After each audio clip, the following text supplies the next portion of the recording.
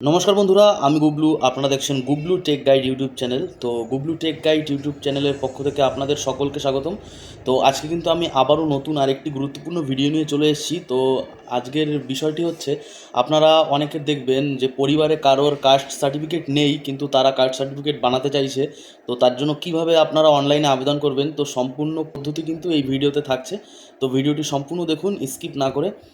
এর জন্য কিন্তু আপনাদের ক্রোম ব্রাউজার ওপেন করে নিতে হবে। আমি কিন্তু ক্রোম ব্রাউজারে সরাসরি আসার জন্য এই লিঙ্কও কিন্তু আমি দিয়ে রেখেছি ডিসক্রিপশানে।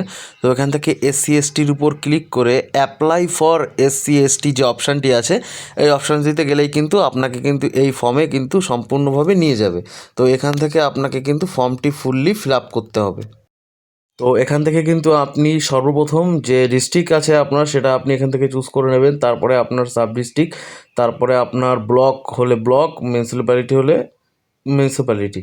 তো আমার যেহেতু ব্লক, আমি ব্লক চুজ করে নিয়েছি। তারপরে আপনার যে গ্রাম পঞ্চায়েতটি আছে সেটাও এখান থেকে আপনাকে চুজ করে নিতে হবে। এরপর 2 নম্বর কলমে আছে অ্যাপ্লিকেশন ফর, মানে আপনি কোন কাস্টের জন্য আপনি আবেদন করছেন, এসসি এসটি ওবিসি। তো আপনার যেটা হবে সেটা আপনি ওখান থেকে চুজ করে নেবেন।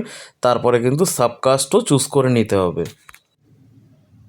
তারপর আপনি কিন্তু 3 নম্বরে আপনি যে ক্যান্ডিডেট তার নাম কিন্তু বসাবেন, তারপরে তার বাবার নাম, তারপর হচ্ছে মোবাইল নম্বর, তারপর হচ্ছে 7 নম্বরে গিয়ে আপনি কিন্তু এখানে আধার নম্বরটা বসাতে পারেন। তারপর কিন্তু এখান থেকে আপনাকে আপনার ডেট অফ বার্থ, তারপরে আপনার যে প্যালেস অফ বার্থ, যে রাজ্যে আপনি হয়েছেন সেটা বসাবেন, তারপরে আপনার ডিস্ট্রিক্ট, তারপরে আপনার পুলিশ স্টেশন, তারপরে আপনার ভিলেজ।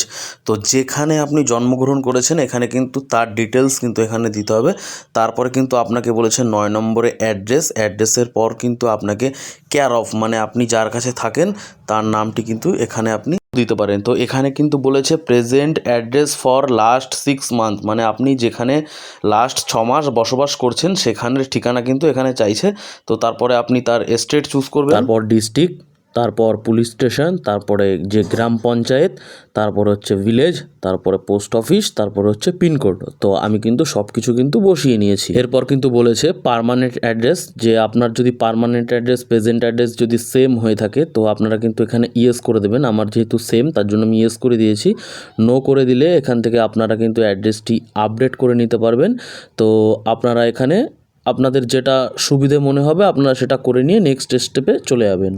এবার কিন্তু আপনাকে এখানে 10 নম্বরে দিতে হবে ন্যাশনালিটি ইন্ডিয়ান, অটোমেটিক্যালি সিলেক্ট করা আছে। রিলিজিয়ন দিতে হবে, তো রিলিজিয়ন দেবেন। তারপরে দেবেন জেন্ডার, তারপরে বলছে এখানে ব্লাড রিলেশন ডিটেলস। তো এখানে কি আপনার কি ব্লাড রিলেশনে যদি কোনো কারোর সার্টিফিকেট থাকে তো এখানে ইয়েস করতে হবে। আপনাদের যদি কারোর না থাকে তাহলে কিন্তু এখানে নো করে আপনারা কিন্তু নেক্সট এগিয়ে যাবেন। তো আর একটা 14 নম্বর অপশনে কিন্তু বলেছে details of two local reference. তো আপনাকে কিন্তু লোকাল রেফারেন্স কেউ যদি থাকে তো আশেপাশের কিন্তু দুজনার নাম এবং তাদের অ্যাড্রেস কিন্তু দিতে হবে।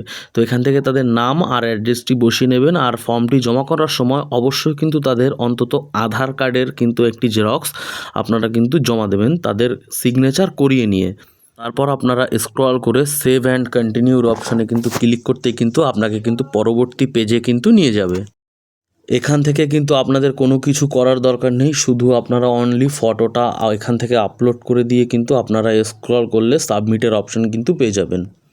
তো আপনারা কিন্তু দেখতে পাচ্ছেন ক্লিক করার সাথে সাথে কিন্তু এখানে অ্যাপ্লিকেশান নাম্বার আর কিন্তু ডাউনলোড যে অ্যাপ্লিকেশান আর ডাউনলোড যে ফর্মটি সেটা কিন্তু দুটোই কিন্তু এখান থেকে শো হচ্ছে। যে ক্লিক হেয়ারের উপর কিন্তু ক্লিক করতেই কিন্তু আমার ফর্মটি এখান থেকে ডাউনলোড হয়ে যাবে।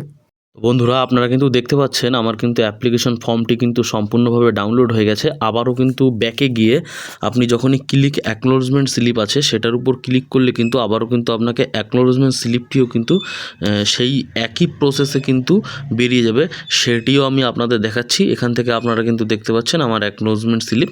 তো এইভাবে কিন্তু আপনারা কিন্তু ফর্মটি আপনারা ঘরে বসে মোবাইল থেকে আপনারা কিন্তু নিজেরাই কিন্তু ফর্ম ফিল আপটি করতে পারবেন।